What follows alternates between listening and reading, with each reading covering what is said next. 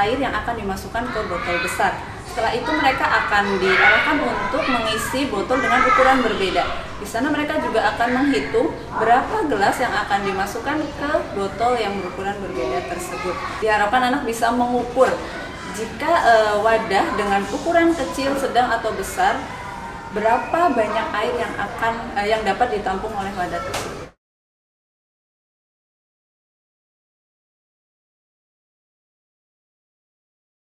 Pada dasarnya untuk observasi itu sendiri hampir sama pada setiap sentranya, yaitu yang mencakup 6 aspek pada domain, yaitu ada afeksi, kognisi, bahasa, psikomotor, sosial, dan juga estetik.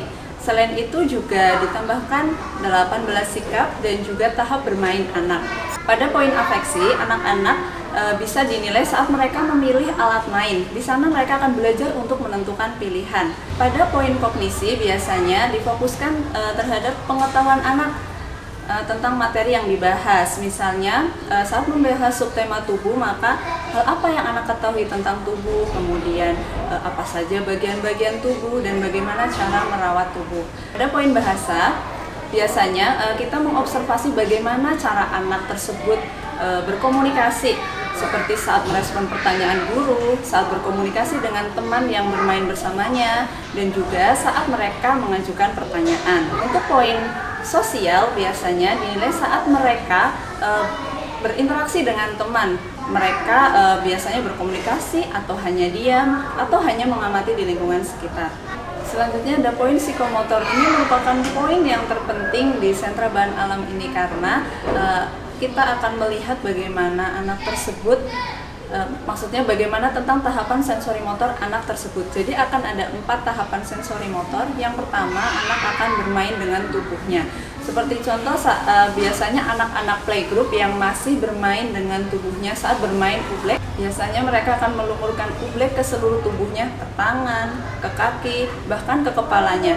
Bukan hanya ke badannya sendiri, biasanya juga melumurkan ublek tersebut ke badan temannya. Nah, itu adalah tahap sensori motor 1. Setelah itu kita juga akan menaikkan tahap sensori motor anak tersebut. Tahap keduanya yaitu isi kosong, di mana anak akan mengisi dan mengosongkan alat main. Misalnya ublek tersebut tidak lagi dilumurkan ke badannya, namun dikeluarkan dari bak hingga bak itu kosong. Kemudian mereka akan mencoba memasukkan lagi dan juga mengeluarkan lagi. Setelah itu ada tahap sensori motor 3, di mana anak akan menggunakan satu cara saja. Misalnya saat pijakan lingkungan, guru menginformasikan tentang cara memainkan ublek dengan cara diremas, kemudian diangkat dan diinformasikan tentang sifat benda cair yang akan mengalir dari tempat yang tinggi ke tempat yang rendah. Mereka akan memainkan sesuai dengan arahan guru, namun hanya dengan satu cara saja. Di tahap sensori motor 4, anak akan menggunakan alat main dengan berbagai cara. Sebagai contoh, saat bermain ublek, anak bukan hanya mengambil ublek dan mengamati ublek tersebut jatuh dari tangannya, tapi mereka juga akan mengamati lebih detail lagi, seperti akan terasa getaran saat mereka menjatuhkan ublek tersebut. Kemudian mereka akan coba meremas dan melihat bentuk ublek yang padat, dan kemudian ketika tangannya dibuka maka ublek itu akan mengalir dari tangannya. Selain di permainan ublek, kita juga bisa melihat tahap sensori motor tersebut di beberapa alat main yang lain. Kemudian ada estetik, yaitu tentang bagaimana stimulation anak, insight, dan juga satisfaction. Itu berkaitan dengan apa yang anak dapat atau hikmah apa yang akan mereka dapat setelah belajar di hari tersebut. Untuk poin stimulation itu sendiri, kita lihat bagaimana anak tersebut menggunakan alat dan bagaimana mereka menyimpannya kembali. Biasanya ada beberapa anak yang setelah menggunakan itu ditinggal begitu saja. Namun disitulah tugas kita untuk mengingatkan anak tersebut untuk belajar bertanggung jawab dengan alat yang sudah digunakan. Selain bertanggung jawab juga, anak bisa diajarkan tentang bagaimana peletakan benda sehingga dapat tersusun rapi seperti sedia kala. Selain poin stimulation, ada pula poin satisfaction dan juga insight. Di situ kita bisa lihat hal apa yang akan diaplikasikan oleh anak tersebut dari pembelajaran di hari tersebut. Misalnya saat membahas tubuh, diharapkan anak bisa mengenali bagian-bagian tubuhnya dan cara merawat tubuhnya.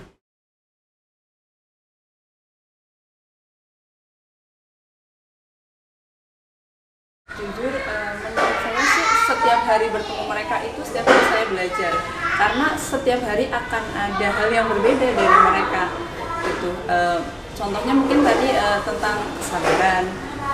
Setiap harinya mereka itu akan, mungkin bukan hanya satu anak itu, tapi beberapa anak itu biasanya setiap harinya tuh ada masalah gitu. Nah, disitulah ya kita mungkin berusaha untuk menahan, bukan berarti kita tidak boleh marah gitu ya, memang ada saatnya marah, tapi dengan mengontrol emosi kita baru kita bicara dengan mereka gitu. Ya itu yang saya bilang tadi, saya belajar setiap hari di sini tentang bagaimana sabar, karena biasanya ketika guru sedikit menaikkan suara, salah satu dari mereka biasanya akan menegur, "Ibu marah ya?" Disitulah kita astagfirullahaladzim, mungkin oh iya ini teguran buat saya. Jadi kita belajar bukan hanya dari orang dewasa, dari anak-anak pun kita bisa belajar.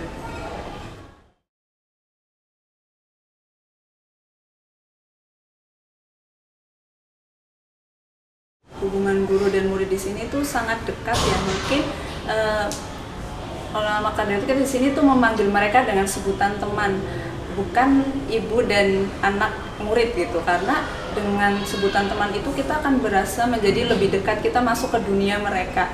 Jika kita masuk ke dunia mereka, kita akan paham apa yang mereka inginkan, kemudian apa yang mereka rasakan. Dari situlah kita bisa membantu untuk menyelesaikan masalah yang mereka hadapi, kemudian bagaimana cara menaikkan mood mereka yang biasanya di pagi hari ada yang datang dengan muka muram, dan bagaimana sih caranya kita untuk menaikkan mood tersebut.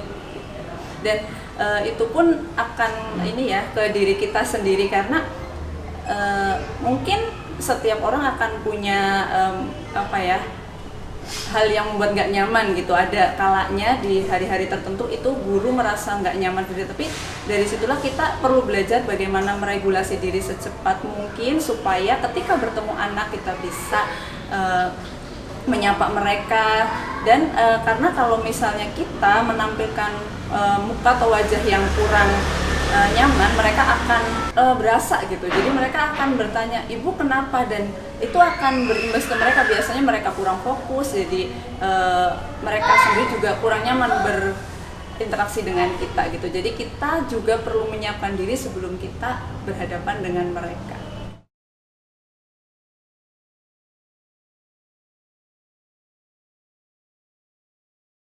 Untuk respon anak-anak tentang alat main yang disiapkan, biasanya mereka itu sangat semangat ya melihat alat main, terutama jika alat mainnya itu baru. Jadi setiap guru menyiapkan alat main di Sentra Banalam ini, biasanya anak-anak datang, "Ibu, hari ini ada alat main apa yang baru?" kata mereka. Nah, nanti juga teman-teman ketika datang ke sini nanti bisa lihat gitu. Nah, mereka akan selalu menantikan ada alat main apa yang baru di hari itu. Dan sebenarnya untuk alat main itu sendiri, alat main sederhana yang tanpa disadari mereka akan belajar dari alat main tersebut. Karena di sini kan ada materi yang dibahas, contohnya saat membahas tubuh. Alat main yang disiapkan ada beberapa jenis, nanti mereka akan bermain seperti halnya anak-anak bermain. Di situ kita akan mengalirkan pelan-pelan tentang materi yang dibahas. Jadi tanpa disadari mereka akan bermain sambil belajar. Dan saat main itu anak-anak akan mencoba sesuai dengan arahan guru. Biasanya ada anak yang bisa mencetak sesuai, maksudnya sudah diisi sampai penuh dan padat sehingga menghasilkan cetakan yang sempurna. Ada pula yang hanya mengisi saja dan langsung mencetaknya gitu. Nah, di situ guru akan mengarahkan tentang hasil dari karya anak tersebut. Biasanya diverbalkan sesuai dengan bentuk nyatanya. Misalnya, "Wah, alhamdulillah kamu sudah berusaha untuk mencetak bentuk rumah, namun ibu lihat ada bagian yang kurang akurat. Apakah kamu tahu itu kenapa?" "Oh iya Bu, tadi aku ngisinya belum penuh, jadi cetakan aku cepat hancur," gitu. Jadi kita melihat hasilnya di saat itu.